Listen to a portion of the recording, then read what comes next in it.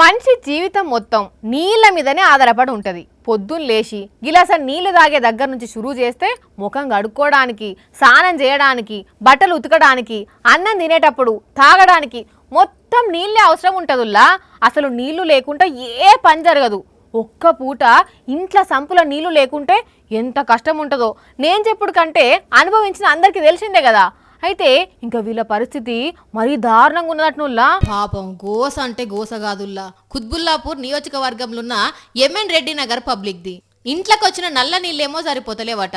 ఒకవేళ ట్యాంకర్ గల్లీకి వస్తే గిట్లా ఆగమాగం కథ అవుతుందట. అగజుడుండ్రి ఎంతమంది అన్నలు అక్కలు బిందెలు బకెట్లు పట్టుకొని వచ్చిర్రో. సమ్మర్ ఇంకా స్టార్ట్ కాలేదు, వాటర్ పరిస్థితి ఇంత దారుణంగా ఉంది. ఇంత బకెట్లు పట్టుకొని ట్యాంకర్లు వెంబడి సొసైటీ నుండి మేము తెచ్చుకొని మా డబ్బులు పెట్టుకొని కొనుక్కొచ్చుకొని మేము సప్లై చేసుకుంటున్నాం. మేము 3 hours నుంచి ఇచ్చేవాళ్ళండి. ఇప్పుడైతే కనీసం 1 hour కూడా రావట్లేదు. అది లో ప్రెషర్. 2 నెలల నుంచి అయితే కనుక చాలా దారుణమైన పరిస్థితి అండి. అసలు మరీ సన్నగా వస్తున్నాయి నీళ్ళు, లో ప్రెషర్, అసలు నీళ్ళు రావట్లేదని కూడా చెప్పొచ్చు ఒక్కోసారి. అయ్యలు హైదరాబాద్ నీళ్ళ అధికారులు కండ్లారా చూసి చెవులారా ఇన్నరానుల్లా.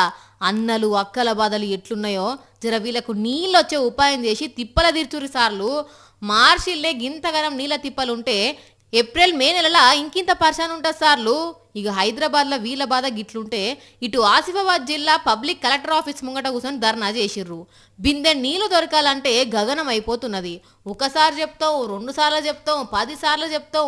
ఇప్పటికీ 50-60 సార్లు చెప్పినా ఎవ్వరు పట్టించుకుంటలేరు. అసలు మాకు నీళ్ళు ఇస్తారో ఏదో ఒకటి చెప్పాలని నినాదాలు చేసిర్రు. పోతా ఉన్నది నీళ్ళకి దూరం వెళ్ళే బోర్డింగ్ ఉన్నది కానీ అది వస్తలేదు. ఇది 5 పోతేమో బిందె నీళ్ళు తెస్తారు. నా సొంతకి పోతే ఎవరైనా కొట్టి ఇస్తే గింత తెస్తారు. పాపం ముసలమ్మ బాధ కాదు పోన్రి. ఓ తెలంగాణ మంత్రులు పెద్ద ఆఫీసర్లు చూసిండ్రా, ఎండాకాలం నీళ్ళ తిప్పలు ఉంటే ఏ పనులు ముంగట పడే. జర వీళ్ళ తిప్పలు తీసుడు సార్లు మీకు పుణ్యం ఉంటుందా.